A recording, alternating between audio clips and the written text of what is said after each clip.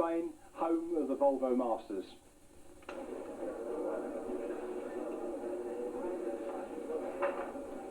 I first met Peter Coleman 14 years ago in the very first Volvo Classic, and I'm very pleased to have a few words in here at Valderrama today. So hello, Peter. Hi, how's things? Well, great. It's really good to meet up with you again after all these years. Yeah, you was doing the same as me then, weren't you? That's right.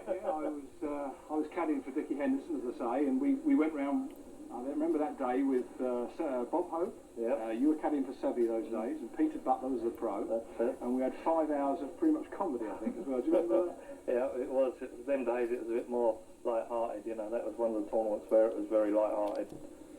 Now that was 1980, and then now your career, because you've had I think you must be one of the guys that have been with a major player probably more than most, I would think. Would that be right? Yeah, I think so. I mean, I've had 13 years with Bernhard, and I had 2 years with Sevi, and I worked sort of 6 to 8 months with Greg Norman, and I've won tournaments with Nancy Lopez, at the European Open, won twice there with her. So you know, that's a something now. Yeah. It's been pretty probable. You know, I've won like 46 tournaments with the different players over the years. 46 tournaments. 46. Now we were talking with her. Now we're here at Valderrama for the Volvo Masters. Now Bernhard yesterday went round here in '62. Now I mean that has got to be one hell of a round of golf. Oh yeah, I mean everybody says, how did you shoot 62? Do you miss any holes out? It was one of them rounds where he played well and putted well, which you had to putt very good to shoot 62 around a course like this.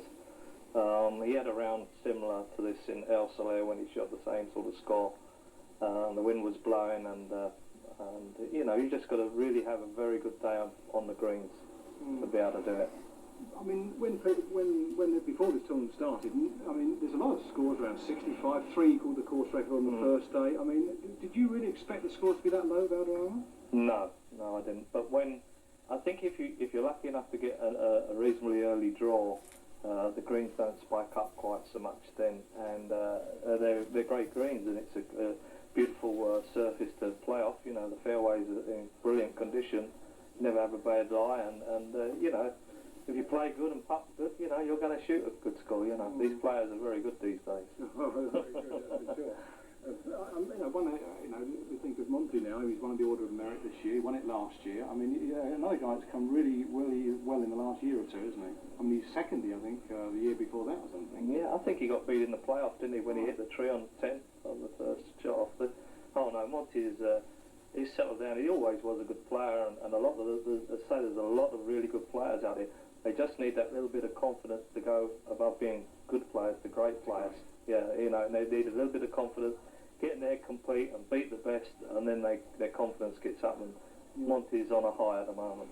Well, then let's talk about, now, I was very pleased to meet you today. Now, let's talk a little bit about yourself. Now, I mean, I don't know how many viewers actually ever get a chance to listen to a guy that works very closely with a major player, but what sort of life do you have, Pete? I mean, you're flying all around the world. I mean, you now go to every place that he plays at. In the old days, sometimes I think in America you were limited. You couldn't go there. No. But now, what's your life? I mean, what's it like for you now? Well, sometimes it's very hard. You know, people think it's a glamorous life. You know, you get places, but you get in the plane and fly to Japan for 14 hours, and then you've got to get up straight out of the plane and go onto the golf course. You're tired. You know, it's not like a holiday. You're working constant, and then on the Sunday evening you're rushing off to get the plane to the next place. It's, you know, I mean, it's nice when you're there and meet, you know, lots of nice people and that, and it's a life that I wouldn't swap anyway, but it's not as easy as it seems, you know. It wouldn't be a life for a man with a family, would it? I mean, not really. I mean, I've got a family, but I think they're glad to get rid of me for a few weeks. That's how we survive, you know. Right. I mean, she says, when I'm home for a week or so, she said, when are you going away, you know? Where is home? In New Malden, in Surrey. In New Malden, very close to where I was born in Epsom, New Malden. So you're, I mean, how? Let's say out of 52 weeks in the year, how many weeks would you say you're away? I would think 30 weeks. 30 weeks. Minimum 30 weeks. It used to be between 35 and 40, but it's cut down recently. You know, I used to work for other players at certain times on the weeks off. But now, you know, you need a little rest because there's a lot more travelling to be done. Now, I met, as you know, I did a bit of caddying myself, and I met Jimmy Dickinson. He was working on the ladies' tour. Yeah. As you say, he was doing a bit of this when Jack wasn't here. Now, I learnt a thing from Jimmy Dickinson and said to me, and I've never forgot it, that playing golf at the highest level, the majority of it is attitude.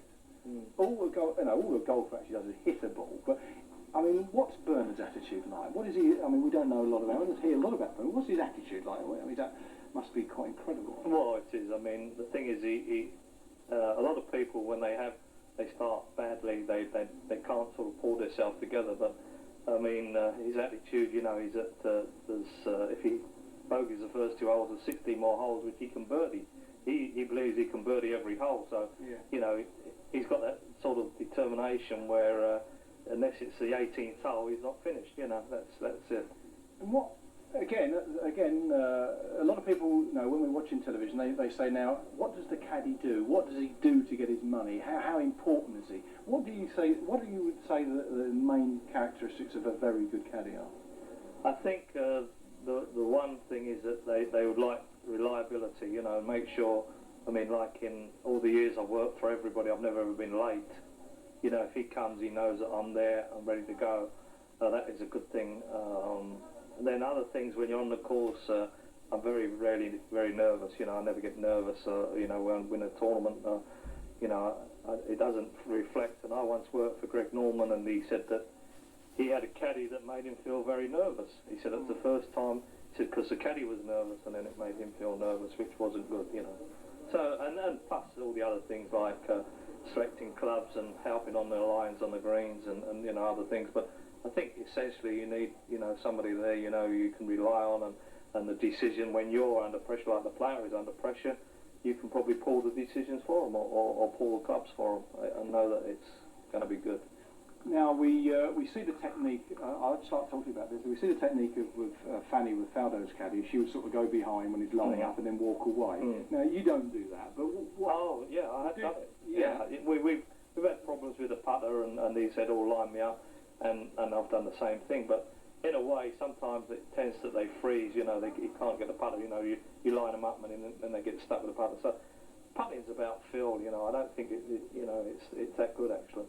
It's all right for a few holes, but I think if you've done it regular, they tend to sort of, you know, be very stiff. Because he had a big problem one time, didn't he? Yeah. Yips, the famous yips. He got over that, and of course now he's one of the great putters, isn't he? And, I mean, he is a pretty good putter. I mean, it has to be to get 9 birdies yesterday. Oh yeah. Actually, he's been playing very good, and sad to say, he hasn't putted that good until yesterday. Because he's had a lean 6 weeks. I think, he was very, very poor on the greens for a good 6 weeks. I think. But then he had a lesson off one of the fellow pros, and went out there and holed a putt and got some confidence from it, and went on from there. So, okay, the situation now on the second day here at Valderrama, you're 9 under at this point in time. You've got Monty 1 behind at 8 under.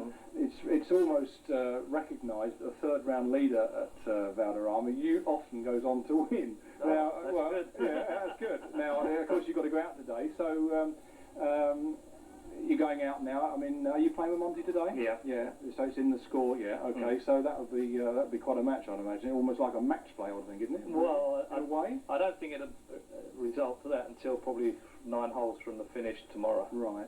I don't think they play the course up until then, and then if it becomes close, and they're the 2 only, because sometimes you get involved in match play and then somebody creeps in from behind. You know, you play for 4s and you're not thinking positive enough. So, right. So you know, you never want to think that way until it is match play. Right, it is match play. Yeah. Now, do you play? I mean, do you get any time for golf yourself? Coombe Hill member, are you? No, I just played at Coombe Hill. But you live in Malden. I actually live on the golf course in New Malden, my house back some, but I've only played once this year, and you know, progressively getting worse. So what was your handicap out of interest? Well, it was 2, but it's now at 9 now. I played off a 9, yeah. Which yeah. 2, I was 2 like 36 years ago. 36 years yeah. ago. Yeah. When I just left school and I was an assistant at the course where I live now. Right. And I left and didn't play golf for 20 years. Then I went back there and we played against the press a couple of weeks ago. And the caddies. And we actually beat them 6-0. Yeah, it wasn't reported in many papers because, you know.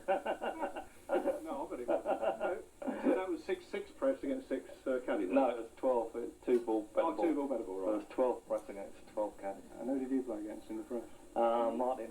Spain, and I forget who the You other know most of them, of course. yeah.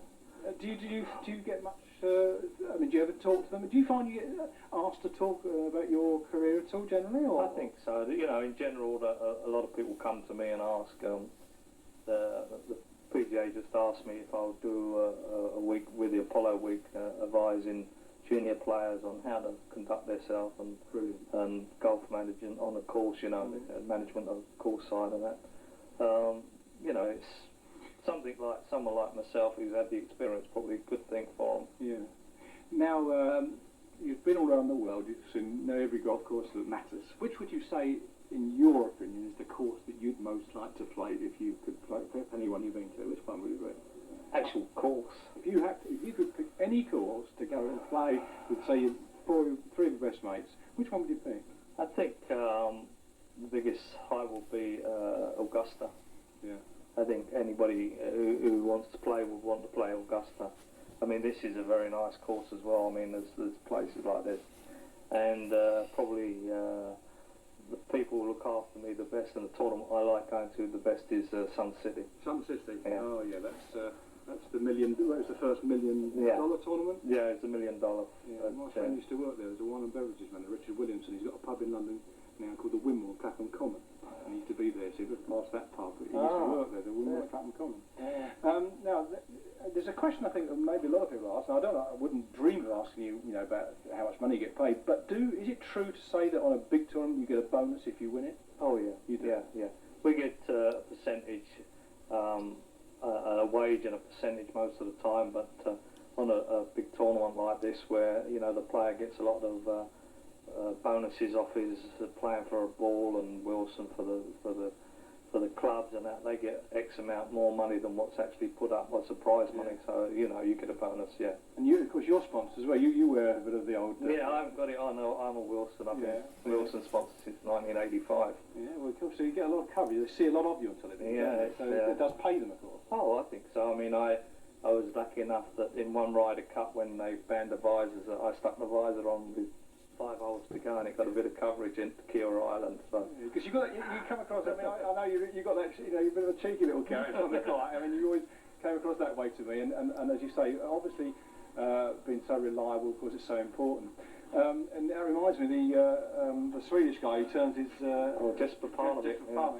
That's quite a unique. It's very good. Yeah, clever. Yeah, it's very clever. Well, I know you've got you've got a lot to do today. You're going to go off, I think, 20 to 1. You said, was it? Yeah, 20 to 1 in the last match of the day. For me, as I said to you before, I think this is, whatever interview I do today, or if I get any more, for me, Peter, yours was the one I've always wanted to do. And I've looked forward to seeing you and have a great tournament and carry on being so successful. Well, I hope so. As long as I don't run out of years. All right, so that is Peter Coleman, who's caddy for Bernhard Langer now for 12 years, is it? 13 years. So, and obviously he's made a career of it, and he's going to go on for a lot more and a lot more success. So let me